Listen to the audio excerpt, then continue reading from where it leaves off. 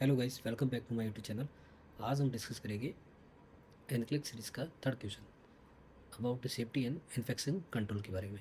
ठीक है, तो सबसे पहले क्वेश्चन रीड करते हैं। The nurse prepare to care for a client on contact precaution who has hospital acquired infection cause by methicillin resistant Staphylococcus aureus. The client has an abdomen wound that required the irrigation and has a tracheostomy tube attached to the mechanical ventilator which required frequent suctioning. The nurse should assemble which necessary protective item before entering the client room. सबसे पहले कि ये एक nurse है, वो care कर रही है कैसे पेशेंट की, जो कि जिसको उसको कॉन्टेक्ट प्रिकॉशन पे है। ठीक है, वो पेशेंट कौन से कॉन्टेक्ट प्रिकॉशन पे है। ठीक है, साथ में उस पेशेंट को MRSA भी है और हॉस्पिटल एक्वायर्ड इन्फेक्शन। एक पॉइंट और दे रखा है जो कि हॉस्पिटल एक्वायर्ड इन्फेक्शन, ये भी हम डिस्कस करेंगे। ठीक है, HAI हॉस्पिटल एक्वायर्ड इन्फेक्शन। तो सबसे पहले हम डिस्कस करेंगे कि कॉन्टैक्ट प्रिकॉशन क्या होते हैं। ठीक है, तो जो इन्फेक्शन स्प्रेड होता है थ्रू द कॉन्टैक्ट, तो ये दो तरह से हो सकता है। एक होता है डायरेक्ट कॉन्टैक्ट, दूसरा होता है इनडायरेक्ट कॉन्टैक्ट। डायरेक्ट कॉन्टैक्ट वो होता है जिसमें directly touch to patient, patient को डायरेक्टली टच करने पर जो इन्फेक्शन स्प्रेड होते हैं उसको बोलते हैं डायरेक्ट कॉन्टैक्ट। इनडायरेक्ट कॉन्टैक्ट में touch the surrounding of patient, patient के सराउंडिंग एरिया को टच करने से जो इन्फेक्शन स्प्रेड होते हैं उसको बोलते हैं इनडायरेक्ट कॉन्टैक्ट, जिसके अंदर हम पेशेंट के बेड साइड हो गया, साइड रेल हो गया, बेड सीट हो गई, क्लॉथ हो गए, टावल हो गए, कुछ भी तरह से इन्फेक्शन वो स्प्रेड हो सकता है। ठीक है, मतलब डायरेक्ट और इनडायरेक्ट दो तरीके से प्रिकॉशन हो गए। ठीक है, तो इसमें कौन कौन से प्रिकॉशन की रिक्वायरमेंट है ये हम पढ़ेंगे। दूसरा है MRSA। MRSA क्या होता है? MRSA भी एक इन्फेक्शन होता है जो कि इसमें अंदर हमें कॉन्टैक्ट प्रिकॉशन लेने की ज़रूरत होती है। ठीक है, कॉन्टैक्ट प्रिकॉशन लेंगे तो कॉन्टैक्ट के लिए हमें डायरेक्ट हम पेशेंट से टच ना हो, इसलिए हम क्या ज़रूरत पड़ेगी, हमें ग्लव्स की ज़रूरत पड़ेगी। डायरेक्टली हम पेशेंट से टच ना हो, इसलिए हमें किसकी ज़रूरत पड़ेगी, गाउन की ज़रूरत पड़ेगी। ठीक है, शू कवर की ज़रूरत पड़ेगी। ठीक है, एक ही वर्ड में चाहे तो हमें PP किट की ज़रूरत पड़ेगी। ठीक है, लेकिन अभी खाली कॉन्टैक्ट की बात कर रहे हैं तो कॉन्टैक्ट के लिए gloves and gown very important. ठीक है, तो हॉस्पिटल एक्वायर्ड इन्फेक्शन क्या होता है? ऐसा इन्फेक्शन ऐसा infection infections infection develop after 48 hours of admission. Admission के 48 आवर्स के बाद में जो भी इन्फेक्शन डेवलप होता है पेशेंट के अंदर, उसको बोलते हैं हॉस्पिटल एक्वायर्ड इन्फेक्शन। अगर हॉस्पिटल से पहले, एडमिशन से पहले, सॉरी, एडमिशन से पहले अगर पेशेंट के अंदर इन्फेक्शन है तो उसको बोलेंगे कम्युनिटी एक्वायर्ड इन्फेक्शन। ठीक है, लेकिन एडमिशन के 48 घंटे बाद अगर पेशेंट के अंदर इन्फेक्शन होता है तो उसको बोलते हैं हॉस्पिटल एक्वायर्ड इन्फेक्शन। ठीक है, अगर कॉन्टैक्ट प्रिकॉशन होता तो राइट आंसर जाता है ये वाला।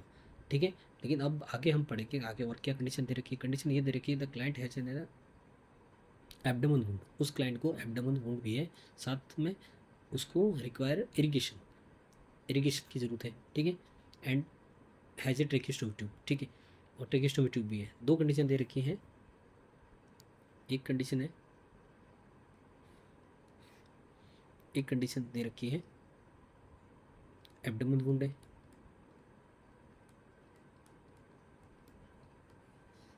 दूसरा दे रखा है उसको ट्रेकियोस्टोमी ट्यूब है। ठीक है, तो एब्डोमेन वुंड है, उसको क्या कर रहे हैं, इरिगेशन कर रहे हैं। जब इरिगेशन करेंगे, इरिगेशन किससे करते हैं, नॉर्मल सलाइन से, नॉर्मल सलाइन से 0.9% NH से करते हैं। और जब इरिगेशन करेंगे तो जो वुंड, इरिगेशन क्यों करते हैं, क्योंकि डेब्रिज टिश्यू को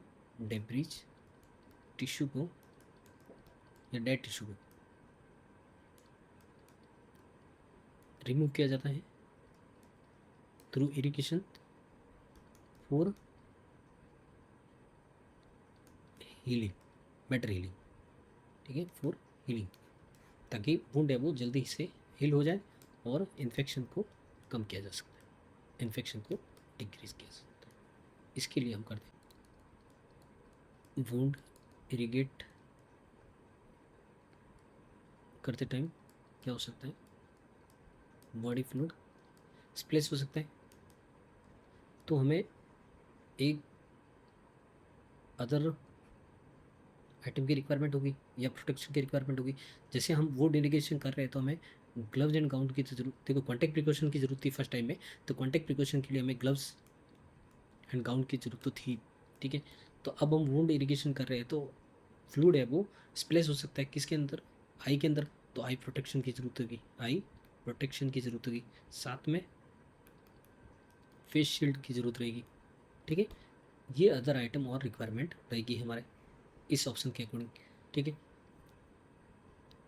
फिर क्या रहा है कि उस पेशेंट को टीटी भी लगी हुई, क्या लगी हुई है, टीटी भी लगी हुई, टीटी भी लगी हुई, साथ में उसको फ्रीक्वेंट सक्शनिंग की रिक्वायरमेंट है। अब देखो जिस पेशेंट को टीटी लगी होती है उस पेशेंट के अंदर क्या होते हैं, सिक्रेशंस आते हैं, ठीक है, सिक्रेशन आते हैं, और सिक्रेशन की वजह से टीटी है वो कहीं ब्लॉक ना हो जाए, उस वजह से हमें उसको सक्शनिंग करने की ज़रूरत पड़ती है, ठीक है। तो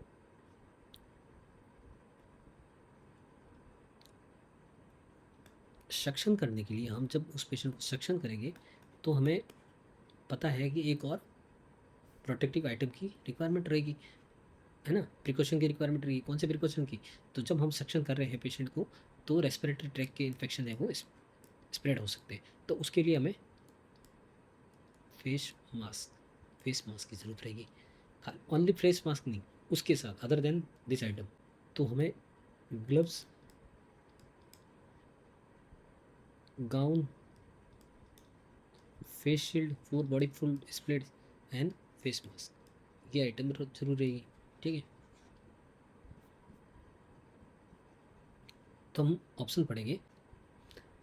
सबसे पहले क्वेश्चन कह रहा था कॉन्टैक्ट प्रिकॉशन की जरूरत है, किसकी प्रिकॉशन की जरूरत है, कॉन्टैक्ट प्रिकॉशन, कॉन्टैक्ट प्रिकॉशन के लिए हमें ग्लव्स और गाउन की जरूरत होती है, ठीक है। दूसरा वाला ऑप्शन कह रहा है कि उस पेशेंट को एब्डोमेन वुंड है, साथ में उसको सक्शनिंग भी कर रही है, टीटी लगी हुई है, तो ये दो ऑप्शन अलग अदर आ गए। तो उसके लिए हमें क्या हो सकता है कि बॉडी का जो फ्लूइड है वो क्या हो सकता है, स्प्लेश हो सकता है, तो स्प्लेश हो सकता है तो कहाँ पे हो सकता है, फेस के ऊपर, आई के ऊपर, ठीक है। तो उसके लिए हमें क्या ज़रूरत रहेगी, आई प्रोटेक्शन, साथ में फेस शील्ड, ठीक है।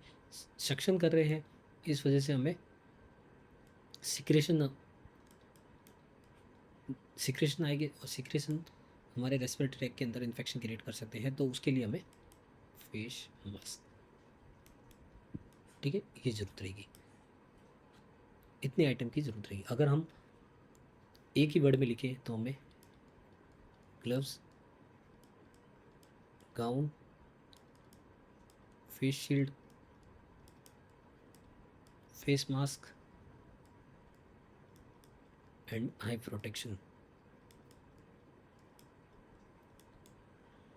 ये आइटम की ज़रूरत रहेगी, ठीक है। पहला ऑप्शन पढ़ेंगे, इसमें लिखा है कि ग्लव्स, दूसरा गाउन, तो ये राइट हो गया। दूसरा ऑप्शन है कि ग्लव्स एंड फेस शील्ड, ये भी राइट हो सकता है। तीसरा ऑप्शन कह रहा है gloves, gown and face shield, ये इन दोनों से ज़्यादा राइट है, क्योंकि इसमें फेस शील्ड और ऐड हो गया। फेस शील्ड किस लिए, बॉडी फ्लूइड स्प्लेट्स के लिए, किसके लिए, बॉडी फ्लूइड स्प्लेट्स के लिए, ठीक है। और फोर्थ ऑप्शन देखा जाए तो gloves, gown and shoe cover, ये दोनों राइट है, लेकिन शू कवर ऑप्शन दे रहेगा, शू कवर इतना इंपॉर्टेंट नहीं है जितना फेस शील्ड अभी इंपॉर्टेंट है, या इन ऑप्शन के अकॉर्डिंग हमारा तीसरा जो ऑप्शन है वो राइट जाएगा। क्यों जाएगा, क्योंकि ग्लव्स यूज़ कर रहे हैं for contact precaution, gown use कर रहे हैं for contact precaution and face shield use कर रहे हैं फॉर बॉडी फ्लूइड स्प्लेस के लिए, ठीक। देखो पहला ऑप्शन इसलिए राइट नहीं है क्योंकि पहले वाले ऑप्शन में फेस शील्ड नहीं है, ठीक है, तो बॉडी का फ्लूइड जो है स्प्लेस हो सकता है आइस के अंदर।